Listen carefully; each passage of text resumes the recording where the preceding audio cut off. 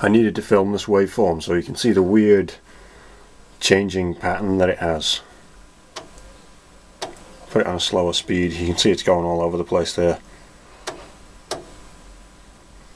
I'll try changing some wires around to get a slightly different pattern.